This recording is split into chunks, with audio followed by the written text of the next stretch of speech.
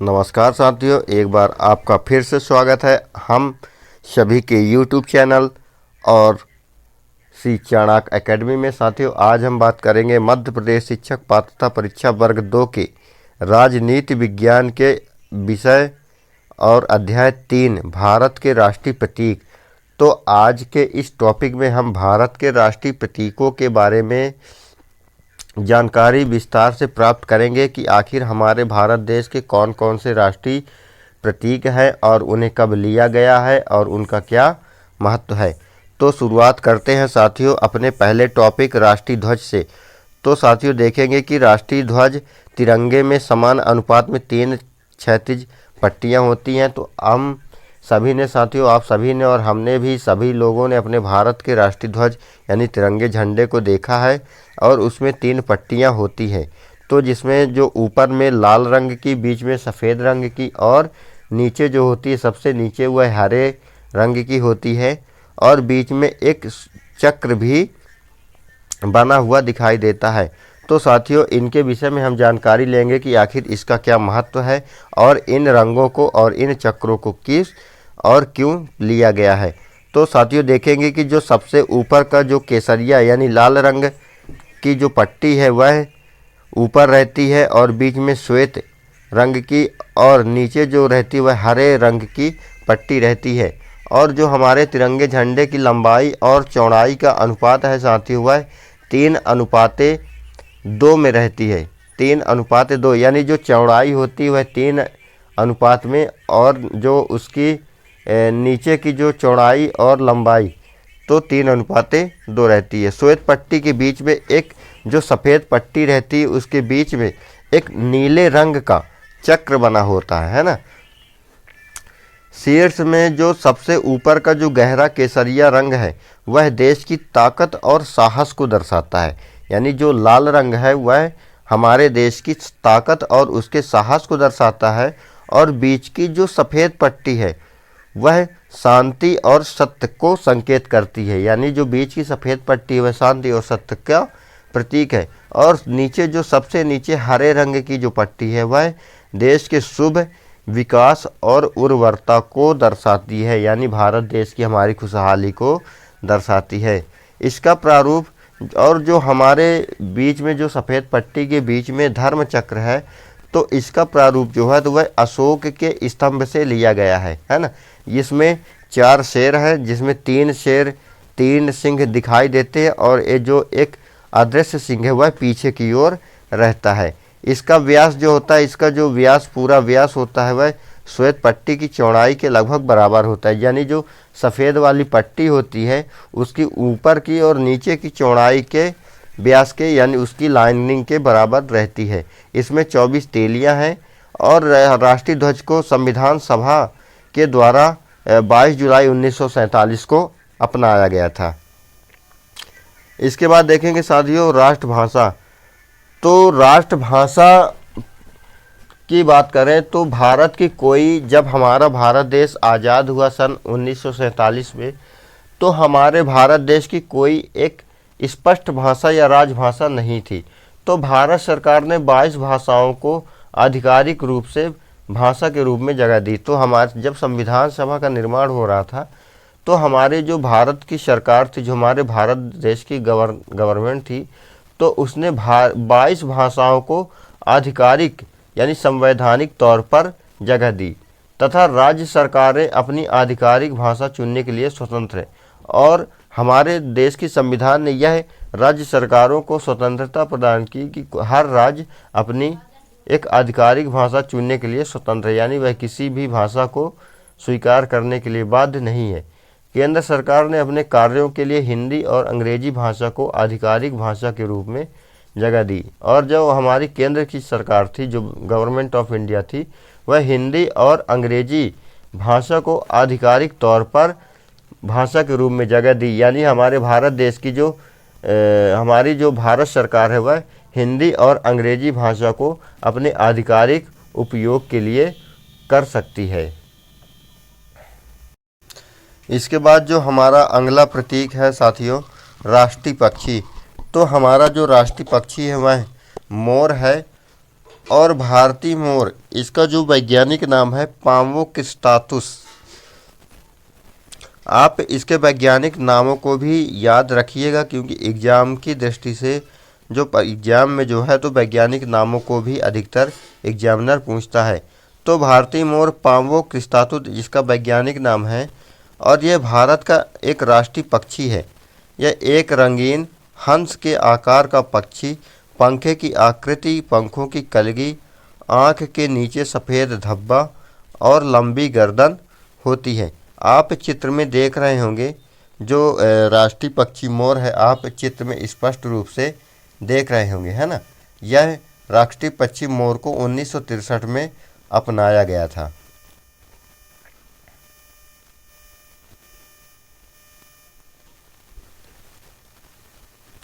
इस प्रजाति का नर जो होता है वह मादा से अधिक रंगीन होता है, यानी जो राष्ट्रीय पक्षी मोर है वह जो नर मोर होता है वह मादा से ज़्यादा रंगीन होता है। इसका जो शरीर होता है वह चमकीला नीला सीना और गर्दन होती है, और अति मनमोहक कांच हरा लगभग 200 लंबे पंखों का गुच्छा होता है। मादा भूरे रंग की होती है, नर से थोड़ा छोटा, और इनमें पंखों का गुच्छा नहीं होता है। नर का दरबारी नाच पंखों को घुमाना और पंखों को संवारना दृश्य होता है। यानी जो देखेंगे होंगे आप कि जो मोर होता है वह अपना पंख फैला लेता है, जब वह नृत्य करता है तो वह अपना पंख फैला लेता है। लेकिन जो मादा होती है वह पंख नहीं फैलाती, उसके पंख जो होते हैं वह लंबे होते हैं, मतलब पीछे की साइड वो झुके रहते हैं। इसके बाद देखेंगे साथियों राष्ट्रीय पुष्प। जो हमारा राष्ट्रीय पुष्प है साथियों वह कमल है, और कमल का जो वैज्ञानिक नाम है वह निलंबो नूसीफेरा। जो कमल का वैज्ञानिक नाम है निलंबो नूसीफेरा गिर्टन है, और यह भारत का एक राष्ट्रीय फूल है। यह पवित्र पुष्प है, और इसका प्राचीन भारत की कला और गाथाओं में विशेष स्थान है, और यह अति प्राचीन काल से भारतीय संस्कृति का मांगलिक प्रतीक रहा है। भारत पेड़ पौधों से भरा है। वर्तमान में उपलब्ध डाटा यानी वनस्पति विविधता में इसका विश्व में 10वां और एशिया में 4था स्थान है। अब तक 70% भौगोलिक क्षेत्रों का सर्वेक्षण किया गया है।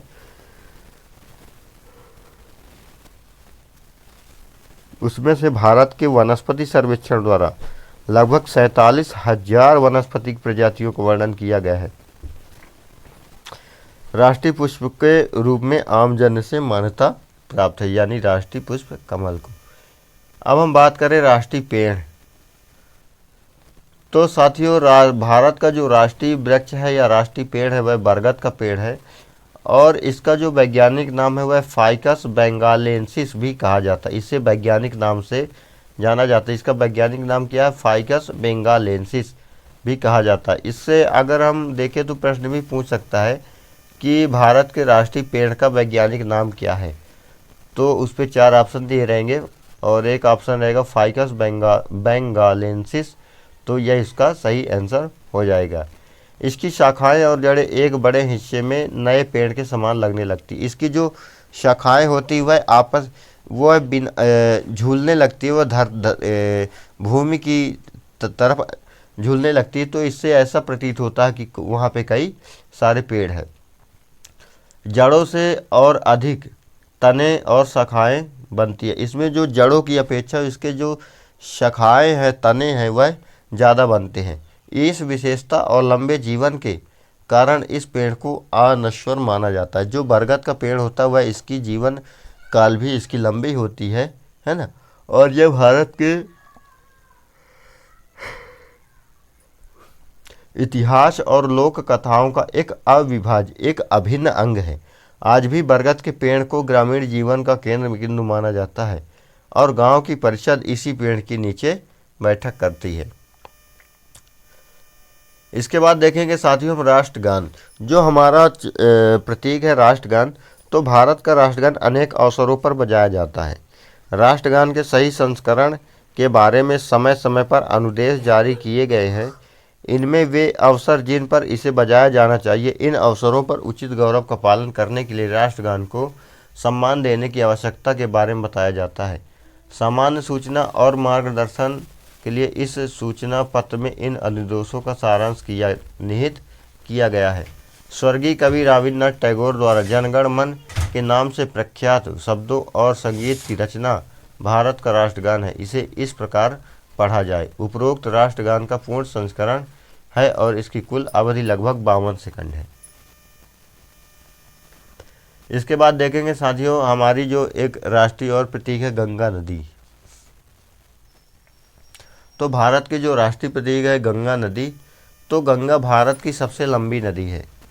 यह जो गंगा नदी है वह भारत की सबसे लंबी नदी है, जो पर्वतों, घाटियों और मैदानों में लगभग 2525 यानी 25 इसमें 10 दिया गया है, जो इसकी वास्तविक जो लंबाई है वह 2510 किलोमीटर की दूरी तय करती है। यह हिमालय के गंगोत्री ग्लेशियर में भागीरथी नदी के नाम से बर्फ के पहाड़ों के बीच जन्म लेती है। इसका जो उद्गम स्थल है वह गंगोत्री ग्लेशियर में भागीरथी की नदी के नाम से बर्फ के पहाड़ों से यह निकलती है और इसमें आगे चलकर अन्य नदियाँ जुड़ती हैं, जैसे अलकनंदा, यमुना, सोन नदी, गोमती नदी, कोसी और घाघरा। गंगा नदी का बेसिन विश्व के सबसे अधिक उपजाऊ क्षेत्र में माना जाता है और यहाँ सबसे अधिक घनी आबादी निवास करती है तथा लगभग यह 1 इकाई 2.5 सैकड़ा 1000 लाख 1 करोड़ वर्ग किलोमीटर में फैला हुआ है। नदी पर 2 बांध बनाए गए हैं, एक हरिद्वार में और दूसरा फरक्का में। गंगा नदी में पाई जाने वाली सूंस एक संकटापन्न जंतु है जो विशिष्ट रूप से इसी नदी में वास करती है। तो गंगा नदी में एक जंतु है सूंस नामक, उसके लिए संकट उत्पन्न हो गया है और यह विशेष रूप से गंगा नदी पर ही निवास करती है। और गंगा नदी में 2 बांध बनाए गए हैं, एक हरिद्वार में बनाया गया और एक फरक्का में। गंगा नदी को हिंदू समुदाय में पृथ्वी की सबसे अधिक पवित्र नदी माना जाता है। अगर हम हिंदू धर्म की बात करें तो गंगा नदी जो है तो वह हिंदू धर्म मान्यता के अनुसार विश्व की या पूरी धरती की सबसे पवित्र नदी है और मुख्य धार्मिक आयोजन नदी के किनारे स्थित शहरों में ही किए जाते। जो हिंदू धर्म के प्रमुख राष्ट्रीय या धार्मिक आयोजन है वह केवल इसी नदी के किनारे जैसे बनारस, हरिद्वार, प्रयागराज आदि क्षेत्रों में किया जाता है। प्रयागराज गंगा नदी बांग्लादेश के सुंदरबन द्वीप में गंगा डेल्टा पर आकार व्यापक हो जाता है। यानी बांग्लादेश का एक सुंदरबन है, द्वीप है, उसमें गंगा नदी जो है डेल्टा का निर्माण करती है और वहाँ पर व्यापक हो जाती है। इसके बाद यह बंगाल की खाड़ी में मिलकर अपनी पूरी यात्रा शामिल करती है। तो इससे प्रश्न भी बन सकता है कि गंगा नदी किस महासागर में मिलकर मिलती है, तो यह इसका उत्तर होगा बंगाल की खाड़ी।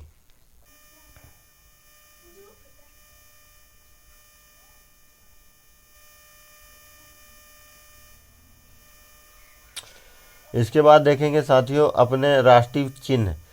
तो साथियों हमारा जो राष्ट्रीय चिन्ह है वह अशोक चिन्ह है। यह भारत का राजकीय प्रतीक है। इसको सारनाथ स्थित राष्ट्रीय स्तंभ का शीर्ष भाग राष्ट्रीय प्रतिज्ञा चिन्ह के रूप में लिया गया है।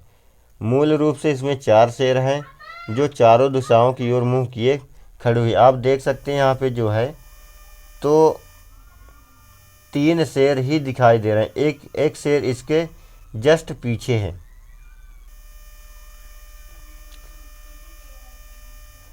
इसके नीचे एक गोल आधार है जिस पर एक हाथी, एक दौड़ता हुआ घोड़ा, एक सांड और एक सिंह बने हैं। ये गोलाकार आधार खिले हुए उल्टे लटके कमल के रूप में है। हर पशु के बीच में एक धर्म चक्र बना हुआ है। राष्ट्र के प्रतीक में जिसे 26 जनवरी 1950 को भारत सरकार द्वारा अपनाया गया था, केवल 3 सिंह दिखाई देते हैं और चौथा छिपा हुआ है, दिखाई नहीं देता। चक्र केंद्र में दिखाई देता है, सांड दाहिनी ओर और घोड़ा बाईं ओर और अन्य चक्र की बाहरी रेखा बिल्कुल दाहिने और बाईं छोर पर है। घंटी के आकार का कमल छोड़ दिया जाता है। प्रतीक के नीचे सत्यमेव जयते देवनागरी लिपि में अंकित है। शब्द सत्यमेव जयते शब्द से लिए गया है जिसका अर्थ केवल सच्चाई की विजय पर जीत है। यह सत्यमेव जयते जो है तो अलग से लिया गया है।